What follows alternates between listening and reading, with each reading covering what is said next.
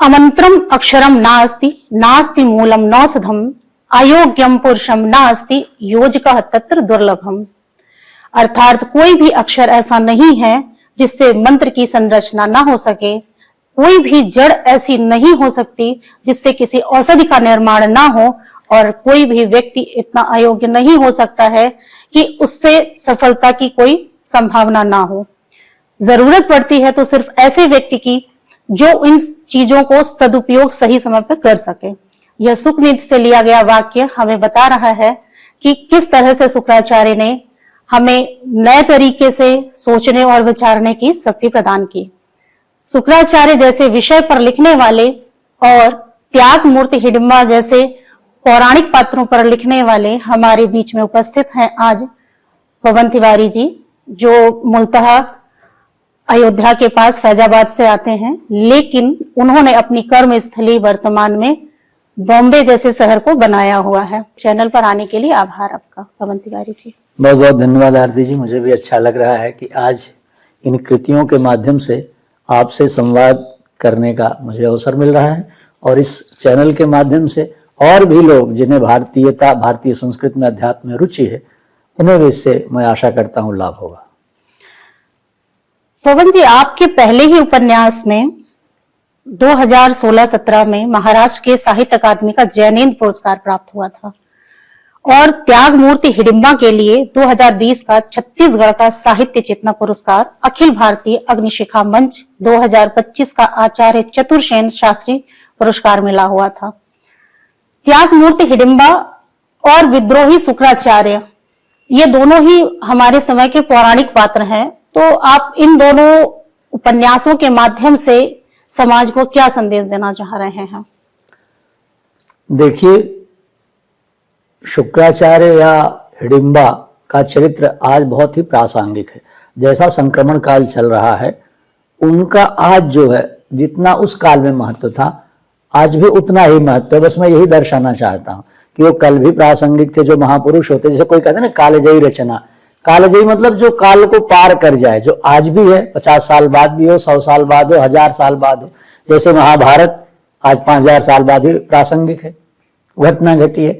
वाल्मीकि रामायण हजारों हजार से आज भी प्रासंगिक है। उसी तरह उसके चरित्र भी आज भी प्रासंगिक है, उनसे प्रेरणा ली जा सकती है। लेकिन ऐसी क्या आवश्यकता थी कि आपको ऐसे उपेक्षित पात्रों को ही लेना पड़ा? आपके प्रश्न में ही उत्तर भी है। आपने कहा उपेक्षित, तो जो उपेक्षित है उसी को सामने लाना चाहिए। जो पहले से सबल है या सामर्थ्यवान है, आज सारी जो है चर्चा जो इस समय वर्तमान में देश में चली वही ना, कि वंचितों को, उपेक्षितों को अधिकार दिलाना है, उनको आगे लाना है। अभी आप देख रहे हैं यूजीसी पे कैसे चल रहा है। उपेक्षितों पर जो लिखना, तो ये एक रचनाकार का, जो सच्चा रचनाकार है मैं मानता हूं, उसका धर्म ही है कि जो पीछे हैं, दबे कुचले हैं, उनको आगे लाना चाहिए, उनको भी अवसर मिले या उनकी बात सामने रखी। त्याग मूर्ति हिडिंबा में वो एक राक्षस राज हिडिंब की बहन है, लेकिन एक समय में वो खुद उससे ऊब जाती है। एक तरफ हिडिंबा जैसा व्यक्तित्व है जो राक्षस में जाति में जन्म लेने के बावजूद फिट नहीं बैठ पाती है, सामंजस्य स्थापित नहीं कर पाती है। हालांकि उसकी, चूंकि जन्म उसका राक्षसी समुदाय में हुआ, राक्षसी जाति में हुआ, उसके बावजूद उसके भाई और हिडिंबा में, यानी हिडिंब और हिडिंबा में बहुत अंतर देखा गया। तो क्या हर कुल या हर जाति में अलग अलग भाव के लोग हमारे यहाँ मिलते रहे हैं? दुष्पर्वा थे, उन्हीं की पुत्री शर्मिष्ठा थी। शर्मिष्ठा में सारे राजसी गुण थे।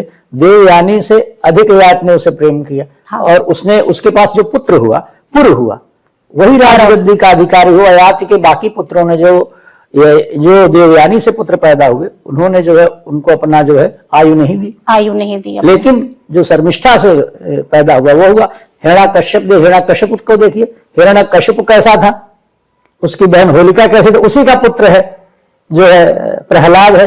अब देखिए, प्रहलाद जो है भक्त तो शिरोमणि कहा गया। लेकिन यहाँ पर परिस्थितियों में अंतर देखा गया है। जैसे प्रहलाद है तो उनकी परिस्थितियां परिवर्तित हो गई। परिवर्तित परिस्थितियों में तो संगत का असर, जिसे आप कह सकते हैं, वो देखा जा सकता है। अब वो, लेकिन हिडिंब और हिडिंबा के केस में सबसे ज्यादा ये बनता है कि दोनों एक ही परवरिश, एक ही जगह पर, एक ही साथ पले बढ़े और उनमें परिवेशगत अंतर भी नहीं देखा गया। उसके बावजूद क्या ईश्वरीय कुछ ऐसी अनुकंपा रही हिडिंबा के साथ, या उसके पूर्व जन्म के कुछ ऐसे कर्तव्य रहे होंगे जिसके कारण उसमें राक्षसी प्रवृत्ति होने के साथ भी कुछ दैवीय रुझान उसमें था। तब एक प्रसंग आया था हनुमान जी के संदर्भ का कुछ, जी जी जी है ना जी। तो उसमें अपने भाई पर विश्वास करने की जगह उस वानर समुदाय के या उस विशाल जो वानर रूप जो मानव थे उनके ऊपर उनकी आस्था ज्यादा दिखाई दे रही थी। ये देखिए, कई चीजों में पूर्वगत संस्कार होते हैं, जिसे हम प्रारब्ध कहते हैं। एक उदाहरण नहीं है, अनेक उदाहरण। बाली और सुग्रीव भाई थे, दोनों में अंतर। आपके प्रारब्ध के 3 प्रकार के कर्म होते हैं, क्रियमाण, संचित और प्रारब्ध। प्रारब्ध जो है पूर्व में किए गए कर्मों का फल जो है क्रियमाण जब आपका चल रहा था उसके साथ साथ भोगना पड़ता है।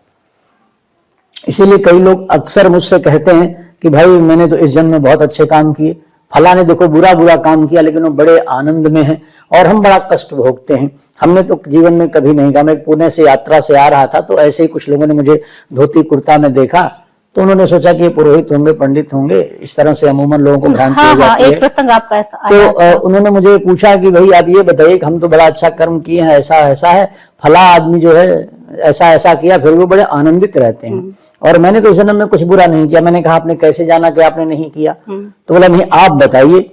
तो मैंने कहा कि भाई पिछला जन्म तो छोड़ दीजिए, आपको अपने वर्तमान जन्म के ही बहुत सारे जो हिस्से याद नहीं होंगे। बोले नहीं नहीं हमको तो सब याद। मैंने कहा जब आप बच्चे रहेंगे, बालक रहेंगे 4-6 महीने के, तो आपने अपने माँ के मुख पे या शरीर पे पेशाब कर दिया होगा, आपको याद है? अब वो चुप हो गए। मैंने कहा आपने अपने माँ के ऊपर शौच कर दिया होगा, आपको याद है? बोले नहीं याद है। लेकिन बोले ऐसा हो सकता नहीं। नहीं वो तो होता है, आपने अपने बच्चों को देखा? बोले हाँ देखा। तो मैंने कहा जब आपको यही स्मरण में नहीं है कि आप अपने माँ के ऊपर उसकी गोदी में पेशाब किए या उस पर शौच कर दिए, तो आप पिछले जन्म का कहाँ से याद रखेंगे? तो बस उसके बाद वो चुप हो गए। फिर थोड़ी देर के लिए शांति छा गई, फिर उन्होंने विषयांतर कर दिया। ठीक वैसे ही जैसे भीष्म पितामह से जब उन्होंने कहा कि मैंने तो अपने कितने जन्मों में भटक आया, मुझे तो अभी तक कोई पाप नजर नहीं आया। जब हम किसी पुराण की कथा में जाते हैं तो उसके अलग अलग संस्करण मिलते हैं और उसमें आगे चल करके जब एक दूसरे से सुनाते, तीसरे से कई पीढ़ी में जाते हैं, तो वो जो सत्य कहानी होती है उसमें बहुत सारी चीजें जुड़ती जाती है, अवधारणा, और वो मिथक हो जाता है। तो उनके बारे में ये कहा गया कि वो बहुत पूर्व जन्म में 7 जन्म से भी पीछे राजा थे, जहां तक वो पीछे नहीं जा सकते थे। अच्छा। तो वो राजा थे और उनके कांख में एक बार शिकार खेलने गए, आखेट खेलने गए, तो उनके कांख में कुत्ता था जो बड़ा प्रिय था। तो जब उन्होंने वाराह का जो है शिकार करना चाहा, जंगली बाहर का, तो उन्होंने अपना धनुष लिया और ऐसे तुरने से बाण निकाला। तो जब आप ऐसे भुजा उठाते हैं तो कांख में दबी हुई चीजें छूट जाएगी। तो घोड़ा जो बड़ा होता है, रथ का घोड़ा ऊंचाई पर होता है, नीचे नागफनी थी। वो जो कुत्ते का बच्चा था जिसको उन्होंने बिल्ले को कांख पे रखा, वो उसी नागफनी पे गिर गया और वो बड़े बड़े कांटे से चुभ गया। राजा तो शिकार खेलने के चक्कर में आगे निकल गए, आखिर उसका वध किया। वो घर चले, भूल गए कि उनके कांख में कुत्ते का बच्चा था, बालक था, स्वान था, और उसी पे छटपटा छटपटा आगे बहुत दिनों तक मरा, बहुत दिनों बाद। तो आपका अधिकार था कि आपने उसको पोषा, उसको लिया, पोसा, उसको लिया, तो उसके रक्षण का भी दायित्व आपका था। आप तो राजा के मद में, शिकार के मद में, आखेट के मद में भूल गए।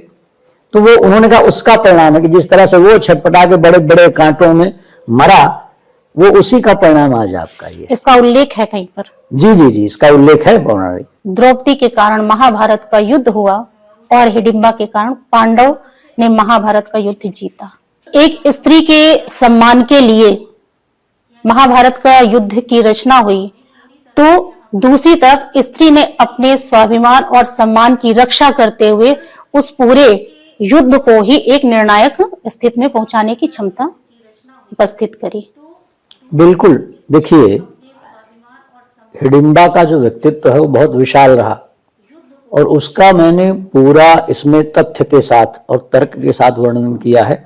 आप देखेंगी कि भीम ने तो उनका पुत्र के जन्म लेते ही घटोत्कच के त्याग कर दिया जी। तो हिडिंबा ने क्या किया? सहजता से पाला। उसने कोई विरोध नहीं किया कि नहीं नहीं जो है इसका देखभाल आपको करना चाहिए, आपका ही पुत्र है ये भी। हिडिंबा ने एकल माता के रूप में उसका पालन पोषण किया, उसको अच्छी शिक्षा दी, विद्या अच्छी सिखाई और पिता के प्रति उसके मन में कोई क्षोभ या जो है बुरा विचार नहीं रहा कि हमारे पिता ने जन्म लेते ही छोड़ दिया। बल्कि उनके पिता के प्रति आदर ही रहा। तो सोचिए कि एक माता कितने उदात्त भाव की होगी, उदात्त भाव की, कि जिस पति ने उसके पुत्र के जन्म लेते ही छोड़ दिया हो, उसका त्याग कर दिया हो, उस माता ने अपने पुत्र को इतना ऊंचा संस्कार दिया। और पिता और परिवार के सभी सदस्यों के प्रति, जो उनके चाचा थे या बड़े पिता थे, युधिष्ठिर थे, सबके प्रति करुणा और सम्मान का भाव भरा।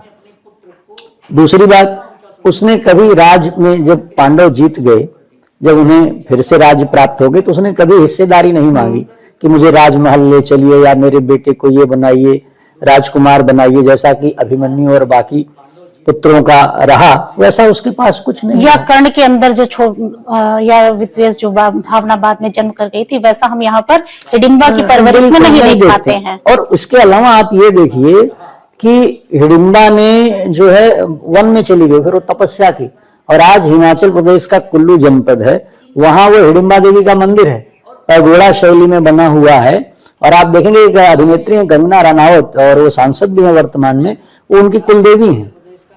एक पार्श्व गायिका हैं, उनका नाम है सोना महापात्रा, उनकी भी वो कुलदेवी हैं, और हिडिंबा। और वहां जो है मैं ढोंगरी देवी कहते हैं, उनका मेला वर्ष में एक बार ढोंगरी देवी की यात्रा निकलती, मेला निकलती है हिडिंबा देवी का। उसका कारण क्या है? देखिए, आप देखेंगे कि युद्ध हुआ कौरव और पांडव में, ठीक, कौरव 100 पांडव 5, उन 100 कौरवों को भीम ने अकेले मारा, अर्जुन ने नहीं मारा। सबको मारा भीम ने, लेकिन नायक कौन है? अर्जुन है।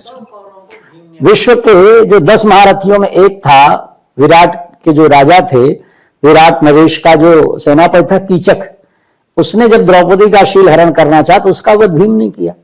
तभी दुर्योधन को पता चल गया कि इसका मतलब पांडव वहां है, और उसको कीचक को भीम के अलावा कोई मार नहीं। बलराम हो गए, भीष्म हो गए, द्रोण हो गए, मैं हो गया, ऐसे उसने सोचा कि दुनिया में 7 ही लोग हैं, 8 लोग जो कीचक को मार सकते हैं, इसका मतलब भीम ने मारा।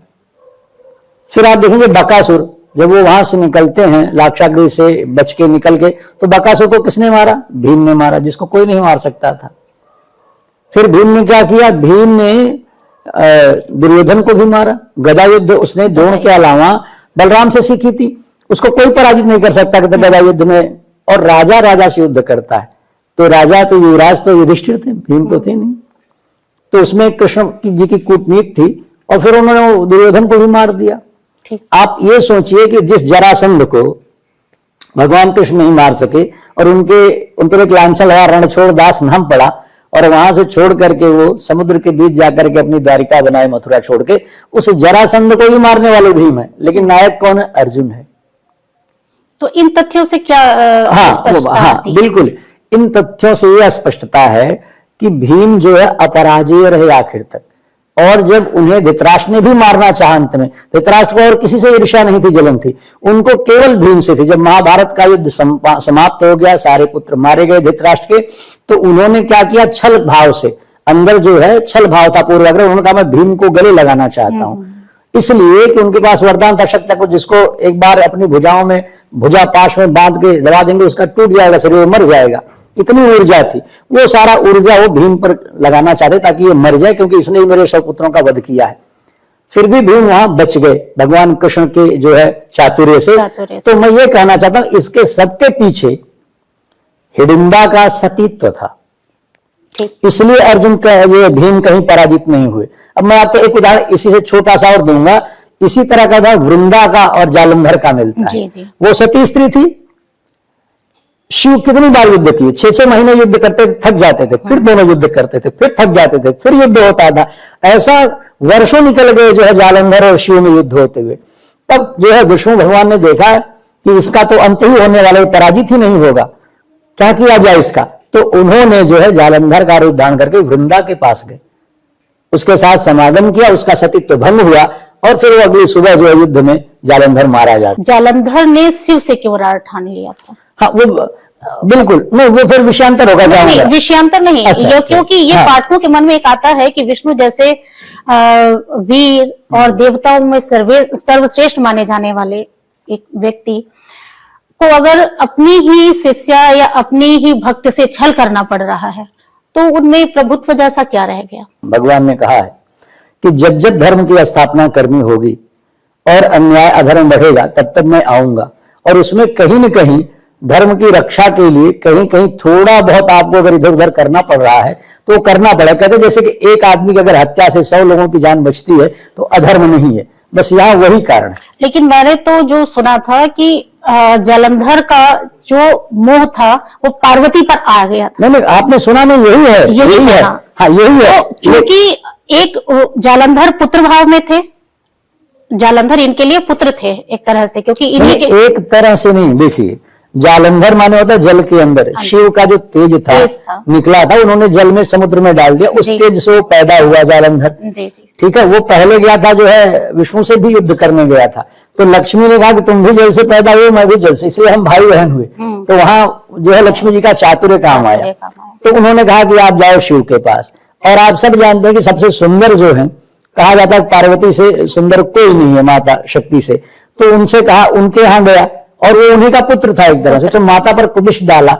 तो उस ऐसे व्यक्ति का वध करना कहीं से भी पाप नहीं। रामचरितमानस में गोस्वामी तुलसी जी दास जी कहते हैं, पुत्र बधु भगनी सुत नारी सुन सठ ये कन्या समचारी इन्हीं कुदिष्ट बिलोके जोई ताहि बधे कुछ पाप न हुई। तो मुझे लगता है कि आपका उत्तर शायद मिल गया। मैं यही आपसे जानना चाह रही थी, यही चीज आपसे मतलब स्पष्ट करना चाह रही थी। तो जो व्यक्ति, सोचिए कि जो व्यक्ति अपनी माता के प्रति कुदिष्ट रख सकता है, सुनिए, जो व्यक्ति अपने माता के प्रति कुदिष्ट रख सकता है, वो सोचिए अगर बलवान रहा, शक्तिशाली रहा और उसके सामने धर्म पराजित हो गया तो बाकी जनों का क्या करेगा वो। यानी कि यहाँ पर वृंदा का सतीत्व अपनी जगह, लेकिन स्त्रियों पर कुदृष्ट रखने की जो संभावनाएं जन्म ले रही थी, उसका अंत करने के लिए विष्णु को ऐसा कार्य करना पड़ा। और दूसरी बात मैं आपको बता दूं, उसका वृंदा का सतीत्व भंग हुआ तो जालंधर मारा गया, लेकिन हिडिंबा का सतीत्व भंग नहीं हुआ, इसलिए भीम अपराजय। मेरा मूल ये बात। शुक्राचार्य के लिखते समय आपको क्या क्या समस्याओं का समाधान का सामना करना पड़ा? देखिए, मैंने तो गोस्वामी जी को पढ़ा कि भाई उन्होंने सबसे पहले भूत प्रेत पिशाच आदि जितनी नकारात्मक शक्तियां थी उनकी अर्चना की है आरंभ में। तो भाई जो मैं लिखने जा रहा हूं इसमें कोई बाधा न हो, आप सबसे मैं प्रार्थना करता हूं, क्षमा मांगता हूं, सबके प्रति धन्यवाद देता हूं। मैंने आरंभ किया तो मुझे पहले तो लगा कि ऐसे ही कुछ हो रहा है, एक दो बाधाएं आती हैं जीवन में, सबके दुख सुख आते हैं, लेकिन जब मैंने देखा कि निरंतर आ रही, सबसे पहले मेरी बेटी का हाथ टूटा 2 जगह से कोरोना में, उसके बाद कोरोना की स्थिति विकट हुई तो मुझे गांव जाना पड़ा। फिर मैं आया तो मैंने सोचा कि अब मैं आरंभ करता हूं लिखना। तो जब मैं लिखना आरंभ किया उसमें मेरी माँ को पता चला कि हृदय रोग की स्थिति आ गई, मुझे गांव जाना पड़ा। मेरे पास कुछ ग्रंथ नहीं थे शोध के लिए, तो मैं हमारे एक परिचित रहे बहुत अच्छे ज्योतिष और वास्तु के ज्ञानी है अशोक शर्मा जी, मैं उनके पास गया कि अशोक जी मुझे आपके पास आना है, ऐसा ऐसा मुझे चाहिए। बोले आप आइए। वहां गया और मैंने सोचा कि मैं आके लिखूंगा, और जैसे शाम को आया मेरी तबीयत खराब हो गई और मैं बीमार हो गया। फिर मैंने लिखना बंद कर दिया। फिर मुझे काले अक्षर कविता और कवि के लिए एक पुरस्कार जो है 20,000 रुपए का देहरादून में मिला। मैं बड़ा प्रसन्न हुआ क्योंकि घर का किराया देना था, बहुत चिंतित था। तो वहां गया और जैसे ही मैंने मंच पर पुरस्कार ग्रहण किया वैसे मुझे दर्द शुरू हो गया, और इतना भयानक दर्द हुआ कि मुझे वहां जाकर के आईसीयू में भर्ती होना पड़ा। मतलब वो पैसा वहां लग गया? हाँ, वो वहां चला गया और मैं वहां 3 दिन तक रहा। फिर वहां से मैंने छुट्टी लिया, डॉक्टर ने कहा भाई अभी आपका स्वास्थ्य ठीक नहीं। फिर मैंने सब पैसे कहां से भरूंगा, तो बिल बढ़ता जा रहा है। तो वहां पर मेरी सहायता जो है, मेरे एक मित्र थे अरुण शर्मा, वो मुझे वहां से मेरी देखभाल की, पति पत्नी। फिर वहां से हरिद्वार से मुझे ले गए, वहां बिठाए ट्रेन में। फिर मैं गाँव आया और मेरा जो मुंबई का रिटर्न टिकट था पैसे वैसे टिकट सब वैसे ही डूब गया उसका। फिर मैं घर आया 15 दिन, फिर मैं बम्बई आया। फिर मैंने शर्मा जी से बात की कि ऐसा ऐसा है, फिर मैं जो है कि वैसा काम करना है, लिखना है। उन्होंने कहा ठीक है।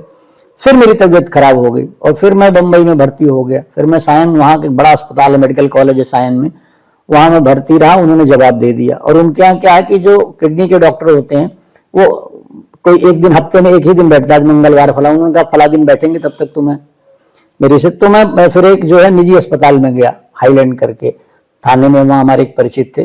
तो मैं वहां रहा, तो वहां मैं 12 दिन अस्पताल में रहा, 4-5 दिन में आईसीयू में रहा। उसके बाद फिर मैं आया, फिर मैंने जो है अपना फिर लिखना शुरू किया। तो मैंने कंप्यूटर नया लिया था, संगणक। तो उस समय देखभाल के लिए कोई नहीं था, वो मित्रों के ही भरोसे था या अपने पे था, जो भी था। तो उसके बाद जब मैंने विवाह हो चुका था तब तक आपका? हाँ, विवाह मेरे बच्चे थे, मेरे बच्चे तो अभी ये तो बात अभी आपको बता रहा हूँ कि ये 21 की है, 22 की। कोरोना काल। तो बच्चे मेरे 14 में हुए। अच्छा। तो उसके बाद क्या हुआ कि मैंने मॉनिटर लिया, तो एक दिन मैं काम कर रहा था, टाइप कर रहा, तो ऐसे मैं के दबा रहा हूँ का, तो ऐसे सैकड़ों का दबते जा रहे हैं, कबते जा रहे हैं, दबते जा रहे हैं, और स्क्रीन ऊपर नीचे भाग रहा है। तो मैंने उसको, वारंटी में था, नया लिया था, तो मैंने जाकर इंजीनियर को बोला, वो आया तो सब ठीक हो जाए, जब वो चला जाए फिर करूँ। तो बोलता है कि गुरुजी आप मुझे परेशान कर रहे हो, ये नया है, सब चल रहा, मैं आया देख रहा हूँ सब ठीक है। तो जब मैं करने गया तो मैंने उसका वीडियो बनाया कि अपने आप मॉनिटर भाग रहा है, उसके साथ में माउस का भी लिया ताकि मैं हिला तो नहीं रहा हूँ कुछ, तो देख रहा हूँ फटाफट भाग रहा। तब उसने कहा हाँ ये तो सही बात है। फिर वो लेकर गया उसको, फिर उसको बनवा के नया बदल के लाया, उसमें 1 हफ्ते निकल गए। फिर मैं मॉनिटर लिया, तो मॉनिटर देख रहा हूँ, टाइप कर रहा हूँ तो एक दबता ही नहीं बराबर, एक बार का दबा रहा हूँ तो नहीं दब रहा, जोर से दबा रहा हूँ, फिर मैं थक गया, मैं बदल, सुबह आ रहा हूँ, तो अगले दिन रात को आ रहा हूँ, जब कहीं गया था बाहर पुणे, तो देख रहा हूँ उसका मॉनिटर का एक ऐसा बटन जैसे ना चॉकलेट की तरह टूटा हुआ है, और देख रहा हूँ कहीं कुछ कोई छुआ नहीं है, कैसे टूट गया। फिर मैंने क्या किया, वापस किया उसको, ऑनलाइन मंगाया, फिर टूटा हुआ आया। फिर जब मैं करने जाता बिजली कट जाती, कुछ काम कर रहा होता बिजली अचानक, अब मन में बना हुआ कहानी चल रही है, अब मन कर रहा तेजी से लिखता जाऊं, विचार चल रहे हैं तेजी से, पता चला कि लाइट कट गई, और मैंने सेव नहीं किया, धुनकी में तो पूरा उड़ गया। अब फिर अच्छा, काम करते समय उड़ जाता तो विंडो करप्ट हो जाती है। अब मैं परेशान, तो फिर मैं गया उनके पास जो हमारे परिचित थे कंप्यूटर, उन्होंने कहा आप एक यूपीएस ले लो। मैंने यूपीएस ले लिया नया, बोले इसकी वारंटी है साल भर की, हमने कहा ठीक है। फिर यूपीएस भी एक दिन काम कर रहा था, कुछ दिन चला, फिर अचानक यूपीएस बंद हो गया। फिर उन्होंने नहीं माना, अरे उसमें तार ढीला होगा, ऐसा करके देखिए अभी नया है। फिर वो ले गए, 6 महीने तक दिए ही नहीं, बोले कंपनी में जाएगा, मैं कहां से दूंगा, मेरी इतनी छोटी दुकान, ऐसा। ठीक है भाई। तो फिर मेरा मॉनिटर का, फिर उसके बाद मैं गया तो मॉनिटर पे ऐसे ना, ऐसे चाकू से जैसे नहीं कोई चीर देता, ऐसे मॉनिटर पे आ गया, वो खराब हो गया। फिर उन्होंने चूंकि वारंटी में था बदल के दिया। फिर वो एक दिन मैं ऐसे काम करा, उसमें से धुआं निकलने लगा, अपने आप जल गया। हाँ ऐसे जल गया, तो बोले अभी तो जल गया गुरुजी, मुझे बहुत नुकसान हो जाएगा, ऐसा है वैसा है। फिर मैंने लोन लेकर के तीसरा लिया, तो तब तक मैं आधा काम कर दिया था। उसी बीच जो है फिर ये केवल शुक्राचार्य के लिखने के उसके बाद फिर मेरे माता पिता दोनों बीमार हुए, गोरखपुर एम्स ले गए उनको, वहां से फिर नहीं फायदा हुआ, फिर लोहिया ले गए, फिर मैं गाँव गया, फिर आया। इस बीच फिर चलते चलते जब मैं आखिरी ड्राफ्ट बना रहा था तो मेरे पिताजी का देहांत हो गया, उसी समय बीमार है अस्पताल में। फिर मैं गया वहां से भाग के, फिर वापस आया। तो कहने का मतलब बहुत हुआ। फिर मेरी माँ को हृदय रोग का था, आ गया आखिरी, जब मेरी किताब छपाई के लिए जा रही थी तो मेरी माँ को फिर एक बड़ी भयंकर बीमारी हो गई, लेकिन मैंने जो है उसको अंततः पूरा कर दिया। और मेरे पिताजी पूछते थे शुक्राचार्य कब आएगा कब आएगा, पूछते पूछते उनका देहांत हो गया, लेकिन किताब नहीं आई। अचानक से परेशानी एक साथ आने लगती हैं, तो क्या आपको ऐसा नहीं लगता है कि हो सकता है कि ये कोइंसिडेंस भी रहा होगा? अच्छा अभी आप ये देखिए, जब मैं इसका काम नहीं कर रहा था तब सब ठीक था, अभी मैं देखिए ठीक हूँ। जब से किताब को पूरा कर दिया तब से मैं ठीक हूँ। और देखिए तब से मैं कहाँ गया हूँ, अभी जयपुर गया हूँ, पुणे गया था, उदयपुर गया था, पुणे गया था, दिल्ली गया, दिल्ली से गाँव गया, आजमगढ़ गया, संत कबीर नगर गया, लखनऊ आया, लगातार यात्रा कर रहा हूँ। कहीं कुछ नहीं तो बीमार पड़ जाता, फट से जुकाम खांसी हो जाती थी, जकड़न हो जाती थी। तो क्या इस उपन्यास का असर आपके व्यक्तिगत के साथ में पारिवारिक जीवन पर भी पड़ा है? बिल्कुल सब पे पड़ता है, सब देखिए पड़ा है नहीं पड़ता है। और जो लोग कहते थे ना कि अरे धारणाएं हैं, ये झूठी बातें हैं, देवता ये है वो है, कुछ असर होता है, ये मुझे ऐसा सपने में आता था कि मत लिखो, बंद कर दो, मत लिखो। मैं बताऊं मुझे कितनी बीमारियां हुई, मुझे साटिका हो गई, मैं बैठ ही नहीं सकता था, तो मैं एक पानी की थैली गर्म करके लगाता था, फिर मैं खड़ा होकर टाइप करता था। उसके बाद मुझे पेशाब मेरी रुक गई, पेशाब ही नहीं कर पा रहा हूं। फिर मुझे यहाँ दर्द होने लगा, किसी ने कहा अपेंडिक्स है कुछ है, फिर पता चला मेरी एक तरफ किडनी नहीं है। हमने कहा ऐसे क्या, मेरा कभी कुछ हुआ नहीं, क्या हो गया? फिर बाद में चेकअप चला, पता दोनों किडनी एक के ऊपर एक है। तो ये सब इसी के दौरान ही हुआ। अभी मैं सब ठीक हूँ, जब से उपन्यास हो गया। अब देखिए ना मुझे कुछ, अब पानी पी रहा हूँ, ठंडा खा रहा हूँ, सब खा रहा हूँ, सब बंद। मुझे सरायसिस हो गया, बढ़ गया इतना जो ठीक हो गया था। अब ना मैं खट्टा खा सकता, ना मीठा खा सकता, ना अच्छा दाल खाता था तो बोले दाल भी नहीं खा सकते क्योंकि आपका प्रेशर बढ़ा हुआ है, यूरिक एसिड है, तो उसमें प्रोटीन होता है। तो मेरा खाना पीना भी बंद कर दिया था। हाँ तो मैं क्या खा रहा हूँ, नेनुआ खा रहा हूँ, ठीक है, जवारी की। अब 3 साल हो गया जब गेहूं की रोटी छोड़ दिया, जवार बाजरा ये ले आता हूँ, मिक्स करके पिसाता हूँ, मूंग की दाल खाता हूँ, अरहर की दाल कई साल हो गया खाए। अब बाहर ही जो है, जो बाहर कहीं चला तो गया, ये शुक्राचार्य का प्रकोप लग रहा था या देवताओं का प्रकोप? नहीं, ये देवताओं का प्रकोप, ये देवताओं का वो नहीं प्रकोप चाहते है। थे कि शुक्राचार्य का पक्ष आए। वो लेकिन मैंने भी मैं जिद्दी था, मैंने कहा कि प्राण निकल जाएंगे लेकिन मैं ये पूरा करूंगा। और उसमें मैं, लोग कहते नहीं, मुझे हमारे इष्ट हनुमान जी हैं, हाँ। उनकी बड़ी कृपा रही। मैंने देखा कि इन सब में कहीं कहीं जब मैं कहता था कि लगता है, अंतना अस्पताल में एक मेरे मित्र हैं सुरेंद्र पाठक जी, जिसमें मंदिर पे जाता हूँ, मैंने उनसे लिख दिया था व्हाट्सएप, अगर मैं ना बचूं तो मेरा दाह संस्कार आप लोग यही कर देना चुपचाप। और मैं सोचा कि संक्षेप में इसको लिखा इसीलिए कि अगर मैं मर भी गया तो किताब छप गया है तो लोगों को पता चले कि मैंने किताब क्यों लिखी। ऐसे ग्रंथ बहुत कम मिलेंगे। ये देखिए, आत्मकथ्य की शैली में चल रहा है, ये संस्मरण की शैली में चल रहा है, ये बतकही की शैली में चल रहा है, ये संवाद की शैली में जो एक लेखन उपन्यास होता है, ये आख्यान में चल रहा है, उपाख्यान में भी चल रहा है, फिर कथा के अंदर कथा जिसको कहते हैं। और लोगों ने कई बार पढ़ा, उनको बहुत अच्छा लगा, लेकिन कई लोगों को ये भी समझ में आया कि यार इतनी शैलियों में, या पहले कभी तो ऐसा नहीं। मैंने कहा पहले सारे ग्रंथ हमारे आख्यान में ही है।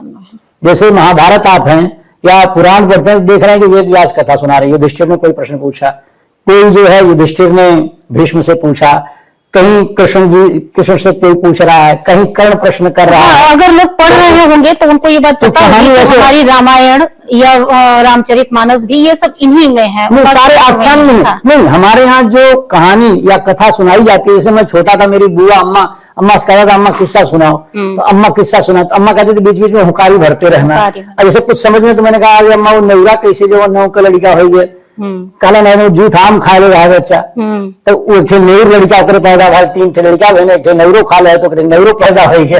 तो इस तरह से फिर मैं बीच बीच में तो एक पात्र होता है जिससे हम प्रश्न करते हैं, हमारी जिज्ञासा, हमारा गुरु होता है। ऐसे उपनिषद है, ये क्या है, ये आख्यान से ही शब्द आया हुआ है। उपनिषद माने होता है निकट बैठकर जाना। अपने गुरु किसी बड़े से कुछ सीखना तो उसके निकट बैठो, नीचे बैठो, आप उससे पूछोगे वो बताएगा।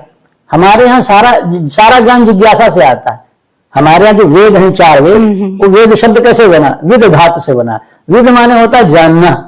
तो जहां आपको जानने की इच्छा, मैं कौन हूं, क्यों हूं, कैसे यहाँ आया हूं, मेरा जन्म क्या है, मृत्यु क्या है, ब्रह्म क्या है, पुण्य क्या है, पाप क्या है, आकार क्या है, साकार क्या है, निराकार क्या है। संभवतः तो ये जो अपना सनातन है इसी वजह से श्रेष्ठ माना गया है, क्योंकि इसमें कहीं भी ज्ञान की कोई सीमा नहीं रखी गई है।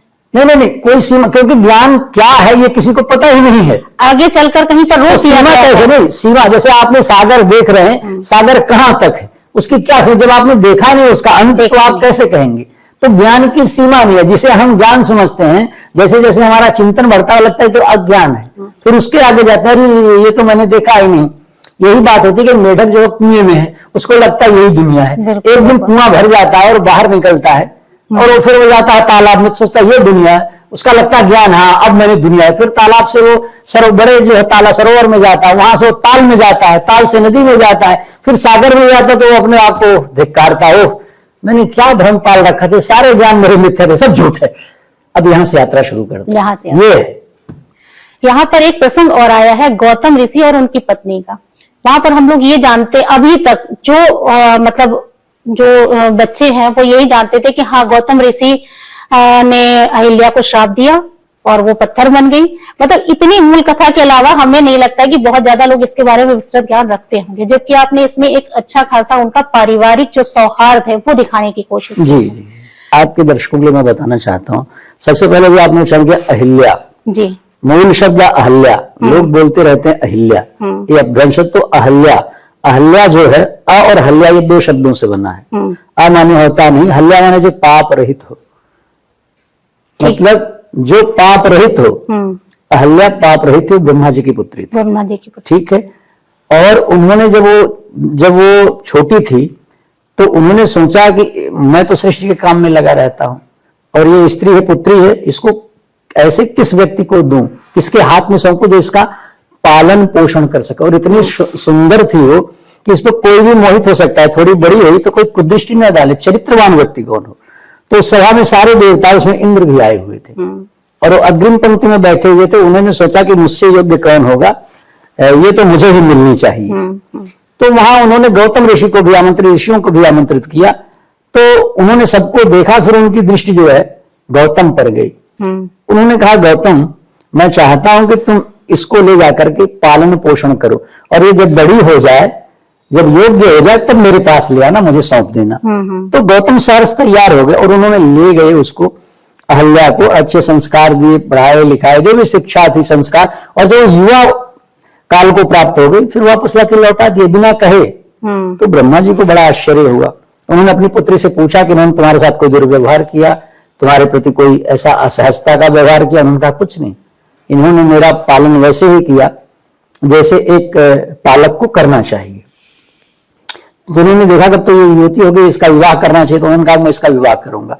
फिर जब सब पता चला, इंद्र वगैरह सब लोग आए, तो इंद्र ने पहले कहा कि इसका हाथ मैं थामना चाहता, तो ब्रह्मा जी ने नकार दिया, बोले तुम उस योग्य नहीं हो।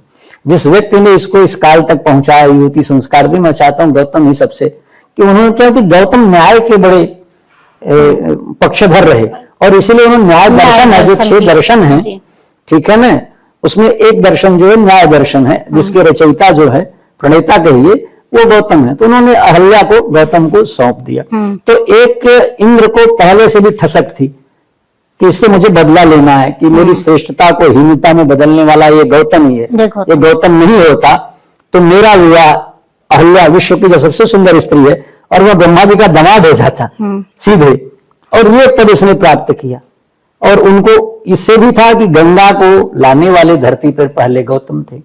गौतम का यश पहले इसलिए भी था कि शिव का जो त्र्यंबक नामक स्थान है नासिक के पास, वहां जो उन्होंने 12 ज्योतिर्लिंगों से शिव का एक ज्योतिर्लिंग जो त्र्यंबकेश्वर नाम से, उसकी वह स्थापना जो है गौतम ने की है। तो गौतम की आभा इतनी थी कि इंद्र को उससे बड़ी ईर्ष्या थी। उन्होंने कहा कैसे अवसर बने कि इसकी आभा को, इसकी ख्याति को, इसकी प्रसिद्धि को नष्ट किया जाए या कलंकित किया जाए। तो वही कारण आगे चल के बनता है कि वह अहल्या का। और उसको एक और था कि अहल्या के ही कारण गौतम ने शुक्राचार्य, जिनका मूल नाम कवि था, उनको शिव के पास भेजा कि यहां जाके तप करो, वहां से संजीवनी विद्या प्राप्त किया, और फिर राक्षसों के गुरु बने, और फिर वहां भी उन्होंने इंद्र को परेशान किया। तो बोलिए ये अहल्या हर जगह, और गौतम मेरे रास्ते में टांग अड़ाने वाले, इनको कैसे अपमानित किया जाए। तो इसलिए उन्होंने अहल्या के साथ दुराचार किया, अहल्या के साथ दुराचार किया। आप का परिवेश का परिधान जो है आज के समय के अनुरूप थोड़ा सा अलग बैठता है, तो क्या ज्योतिषी वगैरह का भी आप कुछ काम करते हैं, या आपने ये परिधान प्रारंभ से ही पहनते थे, या आपने किसी कारणों से बीच में स्टार्ट किया ये? नहीं, देखिए हर चीज का एक कारण होता है। और अब आपने ऐसा प्रश्न पूछा है, बड़ा भावुक करने वाला है। हुआ ऐसा कि गरीबी के दिन थे, मेरे पास कपड़े नहीं थे, तो मेरा एक बार मैं गाय चरा रहा था, मेरा पैजामा फाट गया था। उसमें खुद थी, जिसको कहते हैं ना, जो रहर का पौधा पेड़ वृक्ष होता है, उसको काटते हैं तो नुकीला हो जाता है, हंसी से इतना बड़ा बड़ा। तो एक बार मैं गाय चरा रहा था, दौड़ तो मेरे पैजामे फंस गए, ऐसी जगह फंसा जहां सीलन होती है, वहां से फट गया यहाँ तक। और अभी मेरी फिर परीक्षा थी, अब मैं कैसे जाऊं? तो पिताजी के पास धोती थी, तो उन्होंने अपनी धोती फाड़ी, आधी किया और मुझे धोती पहनाया, क्योंकि पैजामा तत्काल हो नहीं सकता था। तो मैंने उनका अपना कुर्ता पहना। अब धोती थोड़ी सी साफ थी, कुर्ता मैला था, तो वो दोनों का मैच नहीं था, फिर भी मैं पहन के गया। तो वहां से मुझे धोती पहनने का एक लगा, और फिर बीच बीच में मैं पहनता रहता था। उसके बाद क्या हुआ कि फिर मुंबई आ गया। तो मुंबई जब मैं धोती पहन के आया, तो एक बार ट्रेन में चढ़ते हुए पीछे दब गया किसी ने जूते से, तो मेरी धोती खुल गई। तो मैंने धोती पहनना फिर बंद कर दिया। तो मैंने क्या, पैजामा कुर्ता, और फिर बाद में चूंकि गरीबी थी, आए थे तो उनको लगा हम जीन्स पहनेंगे। तो जब हमारी पहली कमाई आ गई ठीक ठाक, तो मैं दादर स्टेशन है, वहां ब्रिज है, तो वहां जाके मैंने 100 रुपए का जीन्स खरीदा था, और मुझे याद है 5 रुपए का शक्तिमान का छल्ला, और कुछ 90 रुपए का मैंने जूता खरीदा था, और फिर जाकर के स्टूडियो में फोटो खिंचवाया था। तो उसके बाद जब मैं एक अखबार में संपादक हो गया और मुझे फर्स्ट क्लास का पास मिल गया, प्रथम श्रेणी का आने जाने का, तो मैंने फिर धोती निकाल ली। मैंने कहा अब तो फर्स्ट क्लास जाता हूँ, दोपहर में जाता हूँ, भीड़ रहती नहीं, तो धोती कुर्ता पहन के जाने लगा, और तब से पहनता था। तो सब लोग, और कोई कारण नहीं था, और मुझे धोती पहनना अच्छा लगता है शुरू से। और दूसरी बात एक और चीज है कि जब मैं धोती कुर्ता पहन के चलता था, तो मुझे लगता था कि मेरे पिताजी मेरे साथ साथ चल रहे हैं। एक मेरे साथ ये भावनात्मक था। जब मैं गाँव जाता था, अम्मा कहती थी कि तू अपने बाबू से बढ़िया धोती पहरे ले, और हम लोग बैठते थे साथ में, तो फोटो खिंचाई होती थी। अभी आप देखेंगे फेसबुक पे कि मैं बाबूजी धोती पहने, बाबूजी ऊपर धोती पहनते थे, मैं नीचे तक धोती पहनता हूं। तो ये हमारे संस्कारों का प्रतीक है, हमारे परिवेश का, परंपरा का, उसका एक प्रतीक है। और क्या बंबई जैसे शहर में रहते हुए आपको थोड़ा सा अनकंफर्टेबल सा नहीं फील होता है? नहीं, ये तो गलत शब्द है, मैं इसका विरोधी हूँ। अनकंफर्टेबल जो शब्द है ये इसका मैं विरोधी हूँ। ये हमारी परंपरा, हमारी संस्कृति है। राष्ट्रीय परिधान ही धोती कुर्ता है, इस पे गर्व होना चाहिए। ये पूर्वाग्रह और जो औपनिवेशिक जो मानसिकता है और जो अंग्रेजी आई है उसके कारण ये है। कई बार लोग फप्तियां कसते हैं मेरी धोती पे। आजकल पता नहीं आपके पॉडकास्ट पे लोग कैसे लेंगे, क्योंकि मैं जिस वर्ण से आता हूं ब्राह्मण, लोग कहते हैं ना कि सवर्णों ने बड़ा सताया है, ये है वो है। हम लोग बहुत सताए जा रहे हैं क्योंकि मेरी धोती पर झगड़ा हो गया है। मैं मुंबई में आ रहा था, मुझे लगा कि कोई दलित थे और शराब पिए हुए थे और मैं धोती कुर्ता पहना था, वहीं से वो आदमी टिप्पणियां कर रहा था, हे पंडित धोती पहना, मैंने पंडितों को मार दिया, काशी तुम लोगों ने बहुत लूटा, सब ले लेंगे। एक दिन हमारे काशी विश्वनाथ करके होटल है कल्याण में, आपको सच्ची घटना बता रहा हूं, मैं ऐसे बैठा था, चाय पी रहा था और एक लड़का आया 14-15 साल का, विद्यालय के जो है वेशभूषा में था, परिधान में था, और मेरे पास झोला था, मुझे तिलक लगाया, ऐसे ही धोती कुर्ता सफेद बैठा था और वो कुछ खा रहा था, वड़ा पाव शायद खा रहा था, और उठा, बोला पंडित मेरा भी बिल भर देना। मैं आश्चर्य से रह गया, हमने कहा तुम्हारा भी? बोला इतना कमा के लाया है ना, तुम लोग तो बहुत लूटते हो। और मेरे झोले में क्या थी, मैं प्रेस क्लब से आया था, कार्यक्रम हुआ था, उसमें किताबें थी, मुझे एक सम्मान मिला था, शाल, एक श्रीफल रहा होगा, यही था। और यादव जी थे एक जो है, तो मैंने कहा भाई किसका बेटा इस तरह बदतमीजी से बात कर रहा है? अरे बोले पंडित जी जाने दीजिए। उसको लगा कि आप पंडिताई करते हैं तो सोचा कुछ लिए होंगे कमा उमा के। तुमने कहा पंडिताई करना भी तो एक तरह से भाई हमारे यहाँ जो संस्कार है, अब जैसे हर धर्म के लोग में पादरी कुछ करता है या मुल्ला कुछ करते हैं या जो लोग निकाह पढ़वाते हैं, उन सब लोगों का अपना एक काम करने के जो एवज में जो मिलता है, तो मुझे तो नहीं लगता है कि अगर आपके घर में कोई 4 घंटे का हवन करवा रहा है या आपने ही बुलवाया, बात उसकी नहीं है, बात ये है पूर्वाग्रह मानसिकता इतनी गंदी है। आज सोशल मीडिया, यूट्यूब पे ब्राह्मणों के खिलाफ इतना अनर्गल किया जा रहा है, इतना गाली दी जा रही है। मुझे एक बार, मैं एक घटना नहीं बता रहा हूँ, ऐसी मेरे साथ 10 घटनाएं, रात में आता हूँ। एक बार तो मेरा झोला पकड़ लिए, दिखाओ, जैसे तलाशी लेना कहते हैं ना, वो तलाशी ले रहे थे कि भाई क्या रखा है, क्या लूट के लाया है पंडित। रात में 11-12 बजे रात को कभी हम आते हैं, कभी सम्मेलन से या कहीं आ रहे हैं। तो ब्राह्मणों के खिलाफ तो खास करके सवर्णों में खास करके ब्राह्मण निशाने पर है। और लोग कहते हैं, अभी तो मैं देख रहा था कि क्या नाम उसका, विकास दिव्य कीर्ति है, वो तो कह रहे थे 5000 से जो है शोषण कर रहे हैं, 3000 से आज ऐसा हो रहा। अरे आपने देखा है 5000 से जिसने किया? उसका मतलब ये हो गया कि भाई अगर किसी के पिता ने कुछ गलती की, उसका बेटा है, तो उसको आप फांसी पे चढ़ाओगे। अंग्रेज आए 200 साल, जाओ इंग्लैंड में सब लोग जा रहे हो घूमने रहने, जरा उनसे उनकी कॉलर पकड़ो कि 200 साल तुम लोग राज किए। भाई 800 साल किए ना, मुगल थे, तुर्क किए, उनसे फिर बदला। फिर इस हिसाब से तो ब्राह्मणों को सवर्णों ने सबसे ज्यादा उनका जनेऊ तोड़े गए, मारे गए। हाँ, तो आज इस्लाम में हुआ तो सारे मुसलमानों को मार देना चाहिए। अधिकांश इस हिसाब से तो और सबसे पहले कौन, सुनिए, सबसे पहले शिकार कौन होता है इसका पूर्वाग्रहों का? ब्राह्मण होता है, क्योंकि हमारी संस्कृति का मूल ब्राह्मण ही है। वेद कौन है? वेद है, उपनिषद है, रामायण है, पूजा है, कर्मकांड, इनका रक्षण कौन किया? ब्राह्मणों ने किया। और जो लोग आजादी की बात कर रहे हैं आज, जो है आजादी में कौन आगे रहे? 1857 का जो नायक कौन है? मंगल पांडे कौन है? ब्राह्मण है। चंद्रशेखर आजाद, चंद्रशेखर तिवारी कौन थे? ब्राह्मण थे। झांसी की रानी लक्ष्मीबाई ब्राह्मण थी। वीर सावरकर ब्राह्मण थे। चाफेकर बंधु ब्राह्मण थे। खुदीराम बोस ब्राह्मण थे। नेताजी सुभाष चंद्र बोस ब्राह्मण थे। कहां कहां तक जाओगे, तिलक ब्राह्मण थे। अंबेडकर को पढ़ाने वाले भी ब्राह्मण। अंबेडकर उपनाम भी ब्राह्मण का है, और अंबेडकर का कोई योगदान नहीं स्वतंत्रता के आंदोलन में, ठीक है ना? लेकिन उनकी जो सामाजिक योगदान है उससे तो नकारा नहीं, किसी उधर जाएंगे तो बहुत विस्तार हो जाएगा, फिर वो विषयांतर हो जाएगा, मैं जाना नहीं चाहता। नहीं, वो उधर नहीं जाना है, इसलिए बता रहा हूँ। सुनिए, मैं अभी आपको बताऊं, मैंने एक कहानी लिखी, साहित्य की जात जी। अब आपको एक सच्ची घटना बता रहा हूँ। दोनों पूर्वाग्रह, ऐसा नहीं कि नहीं ब्राह्मणों ने नहीं किया, सबने किया। जो सबल है, सुनिए, जो सबल हो जाता है, चाहे वो दलित भी जहाँ सबल है वहाँ ब्राह्मणों को कर। बिल्कुल। हमारे गाँव में ब्राह्मण मारे गए हैं, पता आपको, दलितों द्वारा। इसलिए मारे गए कि आप उनके खेत में खिला रहे थे, उन्होंने आपकी बकरी चरी, उन्होंने जाके आपकी बकरी को मारा, आपके बेटे को गाली दिया, तो आप सब जुट के उसके घर में आए। उसका पिता नहीं था, उसके घर में आके खींच के मारे। विष्णु तिवारी का याद है केस? कि उनको SC ST में लगा दिया, अंदर है। तो आज अगर कोई पीड़ित है तो ब्राह्मण है, इसका मतलब तो यही है कि भाई जैसे हमारे अब आपको बताऊं, मेरे दादाजी की हत्या हुई मेरे गांव में। मेरे पिता 8 वर्ष के थे, ठीक है, तो इसका मतलब क्या हुआ कि उन्होंने हत्या कर दी, तो फिर हमारे पिता उनकी हत्या करते उनके बच्चों की, फिर उनके बच्चे हमारे घर में आते, फिर ये क्रम चलता रहेगा। यही चीज आपने शुक्राचार्य में भी दिखाई है। हाँ? यही जो आपके विचार है कि हमको बदले की भावना से नहीं, हमको आगे बढ़ने की भावना से काम करना चाहिए। बदला नहीं, बदलाव। ठीक है, बदला की अच्छा, जगह उन्होंने बदलाव सुनिए, पर सारे लोग कहते हैं ना कि जाति खत्म होना चाहिए। पहले तो आपका जाति का कॉलम है, सारा आरक्षण जाति के नाम पे, और आप फिर जाति खत्म करना चाहते हो। जाति खत्म नहीं कर रहे हैं, बढ़ा रहे हैं। मैं आपको बताऊं, मेरे साथ जो दलित, हमारे यहाँ चमार कहते हैं, ठीक है ना, ये तो बात के शब्द आए हैं दलित वगैरह, हमारे यहाँ चमार, हमारे साथ जो पढ़ते थे वो हमारे सब मित्र थे। जब मैं बंबई जाता था सब मिलते थे रास्ते में। अब मैं आपको एक नाम लेके बता रहा हूँ, मेरे गांव में प्रमोद नाम का दिव्यांग है, हम सहपाठी थे, उसका एक पैर नहीं था।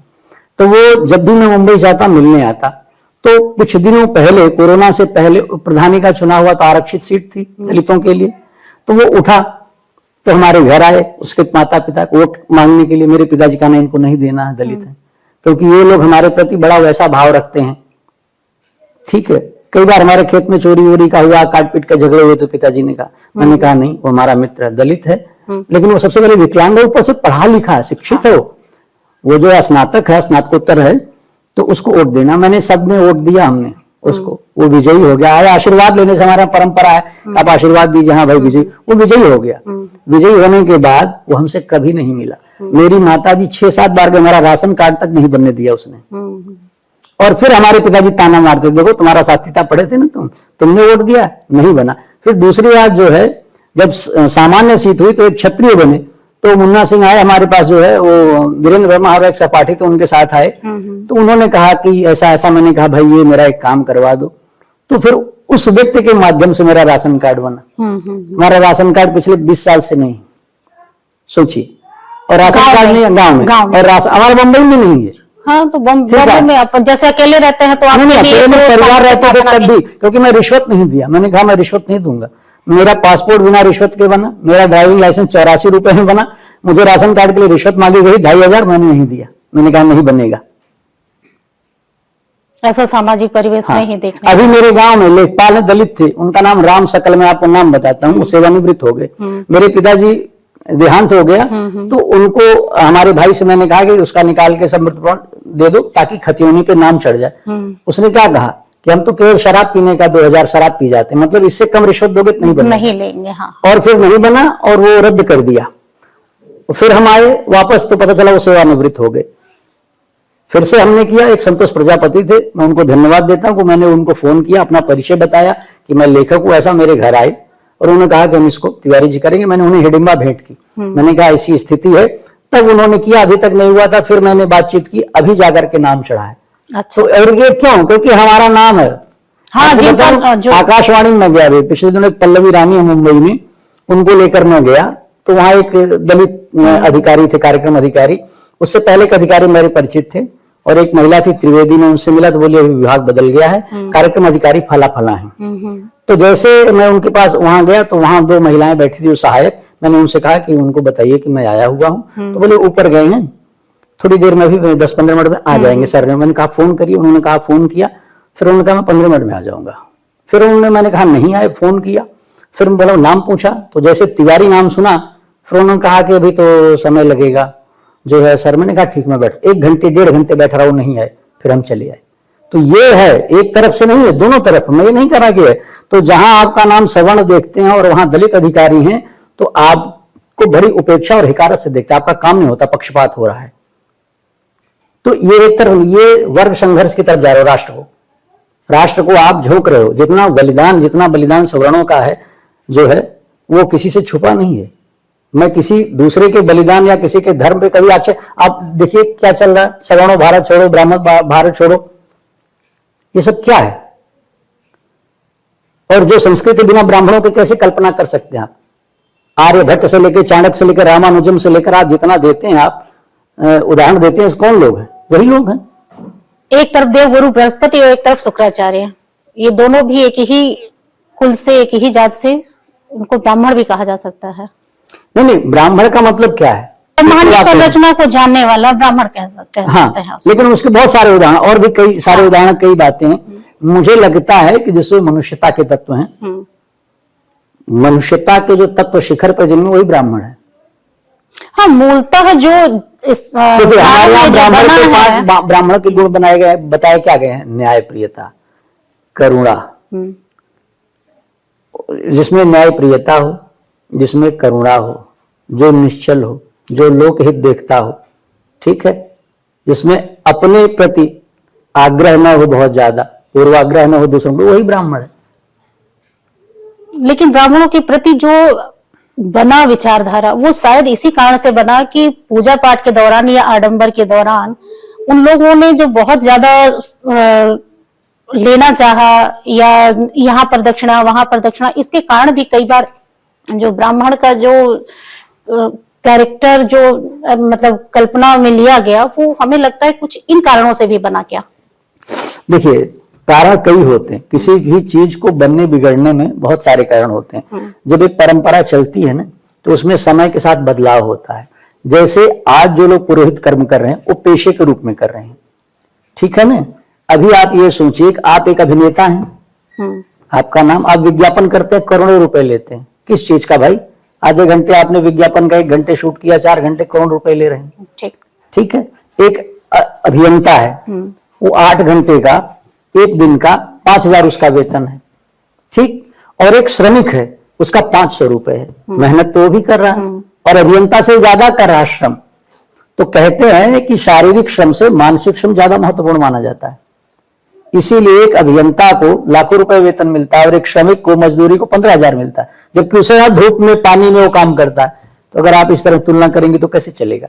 तो जो ब्राह्मण बना है, जो पुरोहित कर्म कर रहा है, वो वर्षों के अध्ययन से, अभी किसी से कह देगा आप एक वाक्य, एक श्लोक सुनाइए संस्कृत का, अभी देखिए जीवा अटक जाएगी।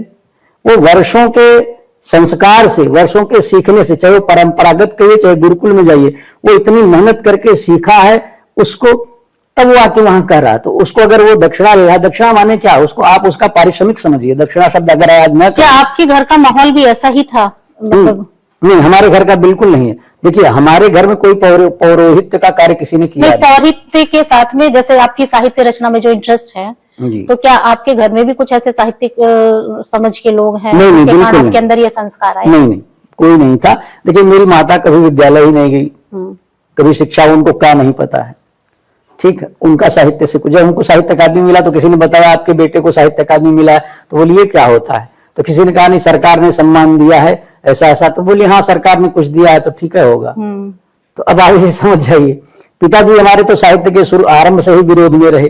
अच्छा। वो तो चाहते नहीं थे मैं कभी बोले कविता कहानी लिखता है जो आपने काव्य लेखन या साहित्य के सेवा में आपने नौकरी भी छोड़ दी? जी, ऐसा आपने क्यों किया?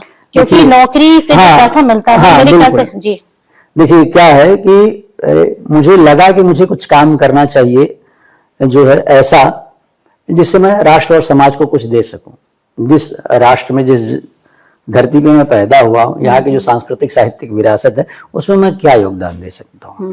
नौकरी में रहते मेरे लिए संभव नहीं था। मैं सनातन चैनल में रचनात्मक निदेशक था और शोधकर्ता भी था। तो वहां देख रहा था कि जो धारावाहिकों की शूटिंग होती थी, जो शिफ्ट होती, 12 घंटे की होती थी। तो 9-10 बजे शुरू होती थी तो रात के 9-10 बजे हो जाते थे। और रीटेक हो गया, एक दिन में एक एपिसोड देना ही है, एक भाग देना, एक कड़ी देना। अगर वो नहीं हुआ, रीटेक हो गया, नए कलाकार है, कई बार जो है निर्माता पैसे बचाने के लिए नए कलाकारों को लाता है, वो उतने दक्ष नहीं होते हैं, तो कई बार उसमें समय बढ़ जाता है। कई बार जो है सामग्री नहीं है, सही चीजें नहीं है, कई बार प्रकाश नहीं है, रात में शूट हो रहा, तो उसमें रात के 12 बज जाए। अब वहां से होटल आने में 1-1.5 घंटा लग जाता था, तो रात के 2 बज गए, फिर खाना खाओ 3 बज गए, फिर सुबह जाना, आंखें लाल रहती थी, समय नहीं मिलता था। 40-50 लोगों को जो है उसमें संभालना दायित्व, आप क्रिएटिव डायरेक्टर, आपको उसमें स्क्रिप्ट भी देखनी है, कल फला फला दृश्य का जो है उसका फिल्मांकन होगा, छायांकन होगा, इतने दृश्य करने ही हैं, फिर आके चर्चा करना था। समय नहीं मिलता था, पैसे मिल रहे थे समय, और मुझे काम करना था। मैंने अठन्नी वाले बाबूजी 70 पेज लिखे थे,